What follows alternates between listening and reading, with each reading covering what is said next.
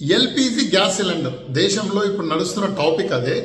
So ప్రతిపక్ష పార్టీలేమో అసలు gas cylinder దొరుకుతలేవు, ఇంకా కొన్ని రోజులు అయితే పెట్రోల్ డీజిల్ కూడా దొరకదు అని చెప్పి జనాల్ని భయాందోళనకు గురి చేస్తున్నాయి.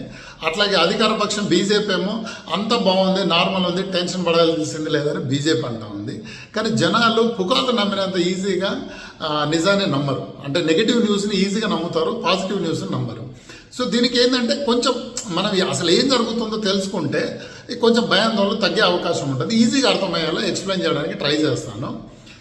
మన ఎల్పిజి దేశంలో ఎల్పిజి అవసరం ఎంత అవుతుందో దాంట్లో ఒక 40% మన దేశంలోనే తయారవుతుంది. మన రిఫైనరీలే తయారు చేస్తున్నాయి.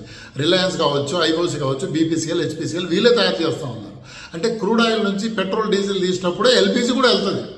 సో ఆ 40% ఇక్కడ మనకు ఇక్కడే దొరికిపోతుంది. ఇంకో 60% ఖతార్, యుఏఈ, రష్యా, ఈ మధ్య అమెరికా నుంచి కూడా స్టార్ట్ చేసాం, నార్వే, ఆస్ట్రేలియా నుంచి కూడా కొంటున్నాం, రకరకాల దేశాల నుంచి కొంటున్నాం. ఓన్లీ ఈ ఇరాన్, ఇరాక్ వార్లో అక్కడి నుంచే రావట్లేదు. సో ఫస్ట్ ఇది అర్థం చేసుకోవాలి.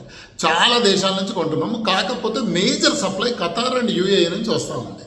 అందులో ఖతార్ మీద ఇరాన్ బాంబు దాడి చేయడం వల్ల ఒక అతిపెద్ద రిఫైనరీ డ్యామేజ్ అయిపోయింది. అక్కడ అది డ్యామేజ్ కావడం వల్ల మనకు కొంచెం సప్లై డిస్టర్బెన్స్ ఉన్నమాట, వాస్తవమే. కానీ పూర్తిగా బంద్ కాదు, అక్కడ డిస్టర్బెన్స్ ఉన్నాయి. కానీ గవర్నమెంట్ ఇమీడియట్గా ఏం చేసింది, ఈ March 3rd, 4th subject to correction వాళ్ళు బాంబు దాడి చేసి రిఫైనరీ నాశనం చేసింది.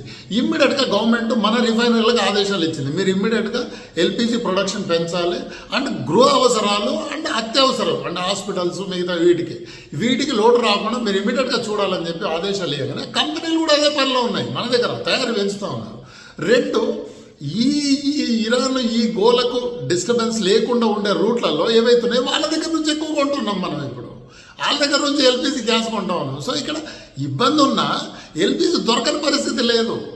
జనాలు ఏంటంటే ప్యానిక్ బుకింగ్ ఎక్కువైపోయింది. ఆల్రెడీ 4 సిలిండర్లు ఉన్నాడు, 5వ సిలిండర్ బుక్ చేసుకుంటే ఇక ఒకటి కూడా లేనివాడు ఎట్లా రావాలి.